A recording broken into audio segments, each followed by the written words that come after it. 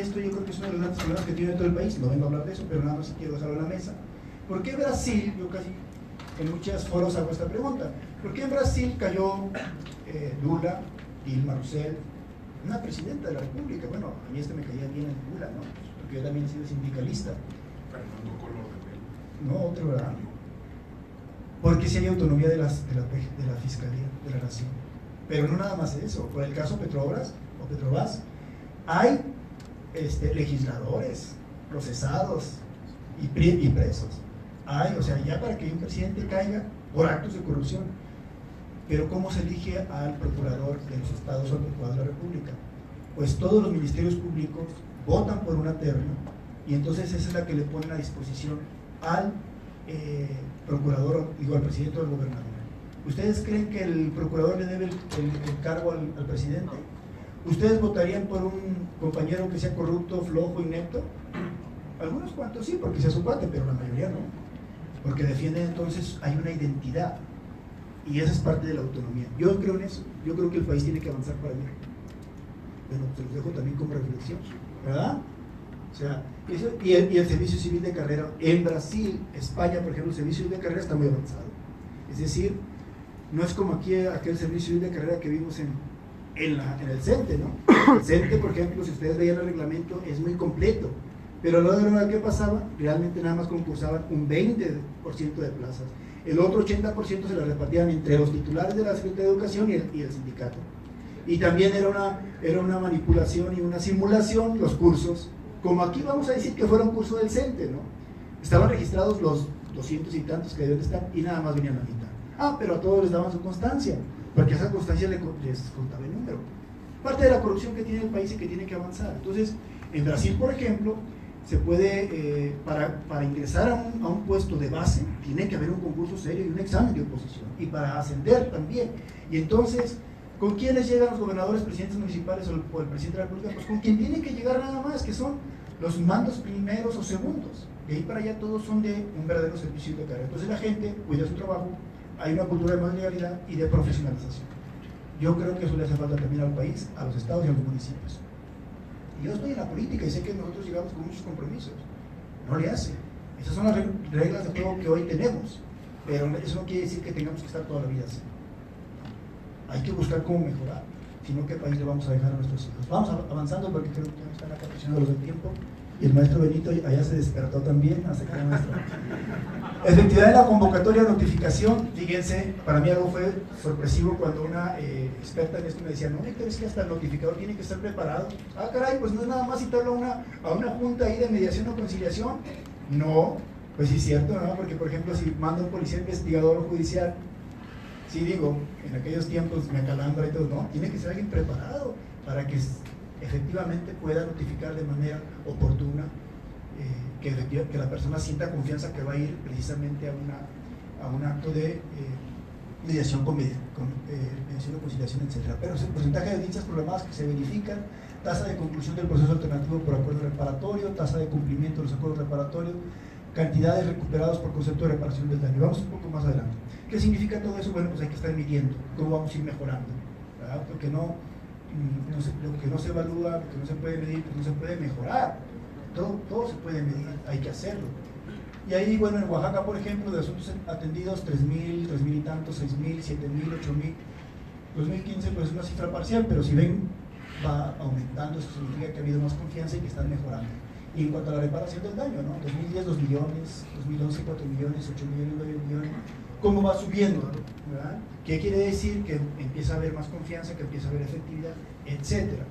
Con todo su atraso que tiene económico el pobre estado de Oaxaca, sin embargo, en muchas cosas, en muchos aspectos va aventajado. Vuelvo a insistir, justicia restaurativa, por ejemplo. Denuncias 1.835.613. No traigo aquí el año, pero es el 2014-2015. Y ahí dice robo, patrimoniales y federales no violentos, 32%. 31%, ahí no alcanzo a ver el moradito, pero debe ser también de las primeras.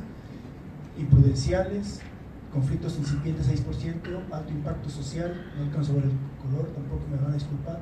Posesión de narcóticos, un poquito nada más, daño en propiedad, ahí viene, 8%, y otras denuncias, un 6%. Pero bueno, Ahí ustedes ven, por ejemplo, ustedes saben que, por ejemplo, el robo, los hechos de tránsito en la mayoría de los casos, pero luego del robo ya les digo la cifra contundente. ¿Estamos combatiendo realmente a los violentos? No.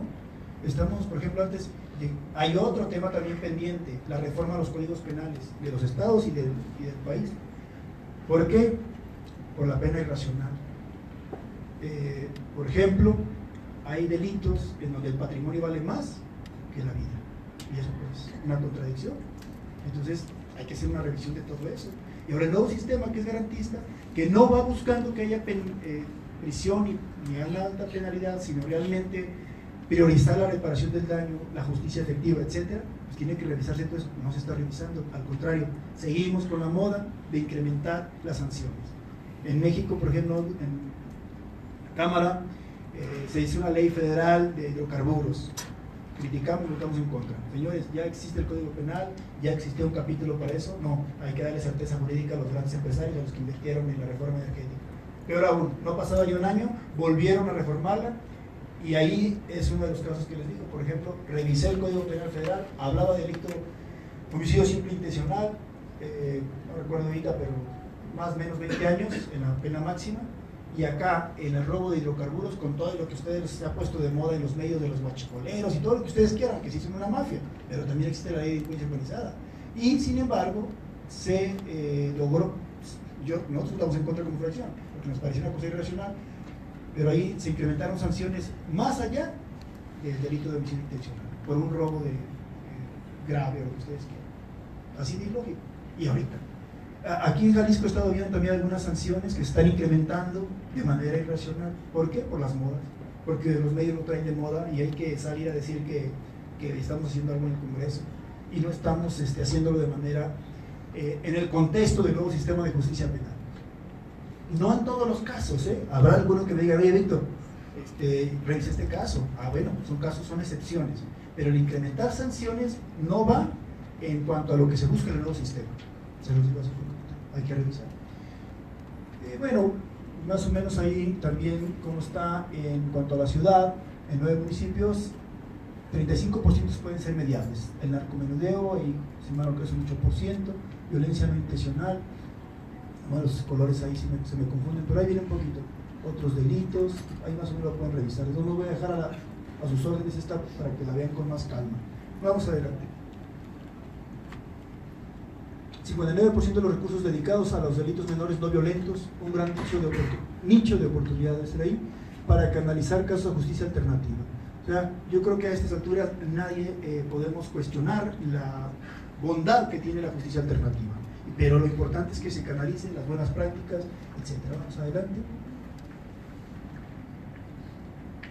Oaxaca, por ejemplo, la efectividad en la convocatoria, es decir, cuando se cita una persona para que vaya, un 65-90%, en Baja California un 86%, en la conclusión de asuntos por acuerdo 82%, conclusión de asuntos por acuerdo 84%, cumplimiento de esos acuerdos 72% y el cumplimiento 87%. Esos son los estados que mejores indicadores tienen.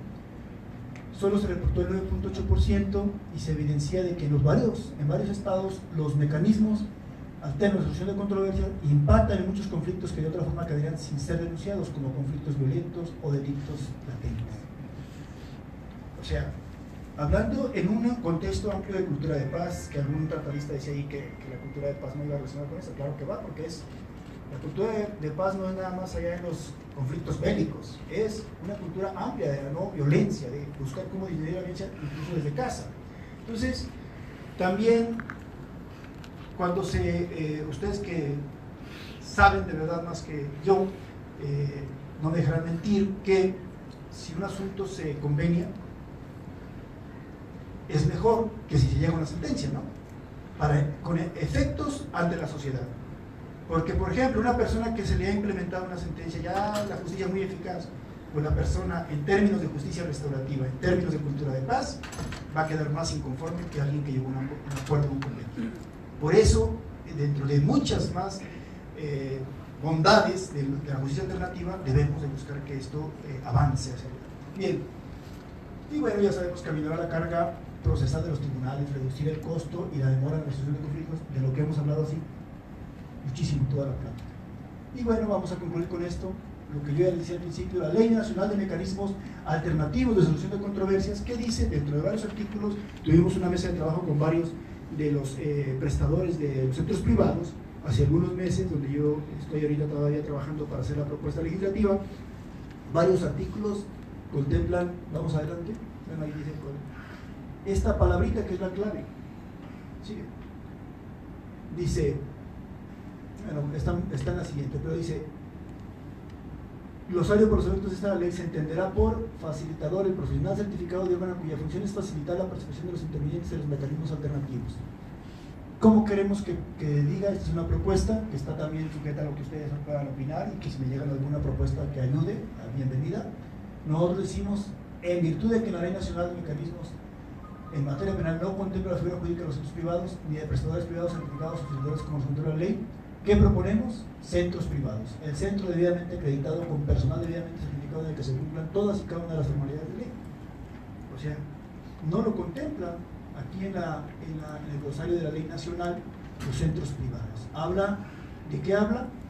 En el glosario habla de los mecanismos alternativos, habla de la unidad, habla de instituciones públicas.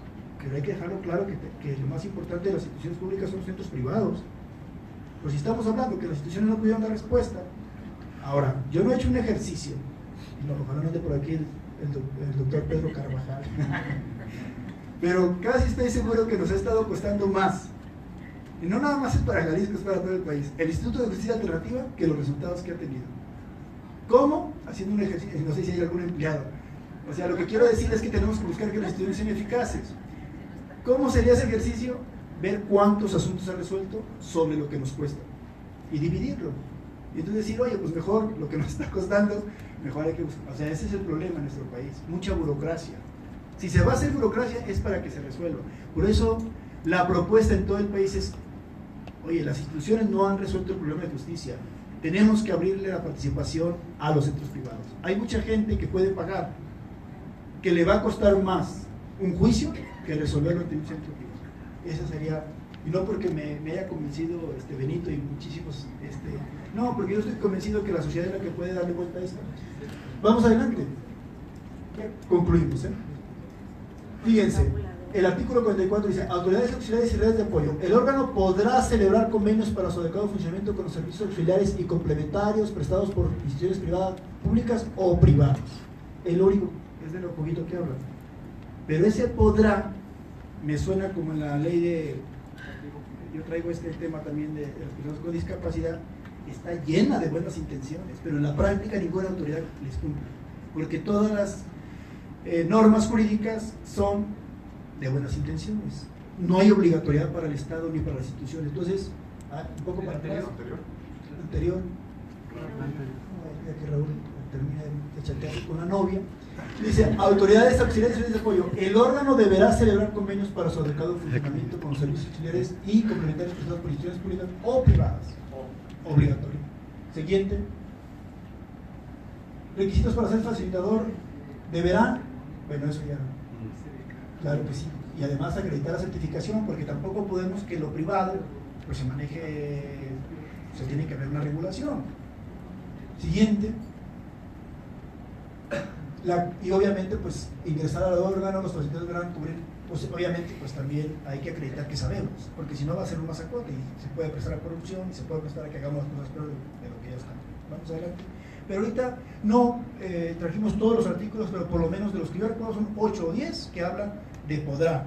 Entonces, si tú llegas con tu convenio, el Ministerio Público te rebota la primera porque te dice, aquí dice podrá. Y ya, aunque no entiende que lo importante es que resolvamos, que ayudemos a la justicia, ¿no? Que le estás haciendo su trabajo, ¿no? Porque estamos, todavía al anterior, que aquí yo no soy la autoridad, y entonces como tal, pues, y ya estamos de fregados en todo el país. Bueno, y ahí, ¿qué es lo que planteamos? Es una redacción. Ustedes saben que la Constitución, yo soy parte de la Comisión de Puntos Constitucionales y hay muchísimas propuestas de reforma, y en algunas discusiones algunos compañeros acertadamente dicen, oye, es que ya no todo tiene que estar en la Constitución. Es cierto. Pero una cosa tan importante no lo alcancé a buscarla ya por los tiempos, pero por ejemplo, si mal recuerdo, en Colombia, contempla la participación en la Constitución de la sociedad civil, de lo que ustedes podrían decir centros privados.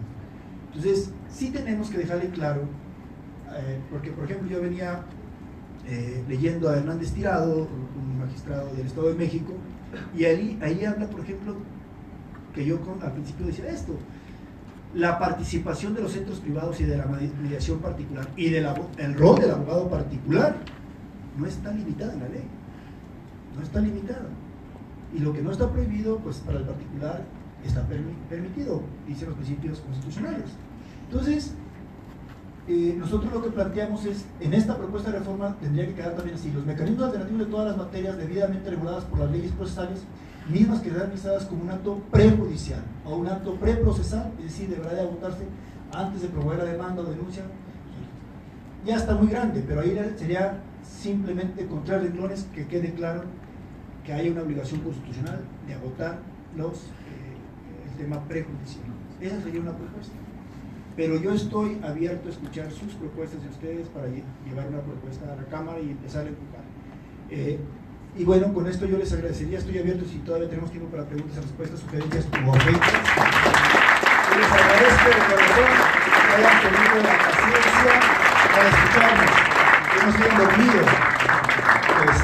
Y bueno, estoy a sus órdenes. Voy a tratar de tomar poquita agua. Para ya están queriendo preguntarnos, si hay oportunidad, sí, pero ya está nuestro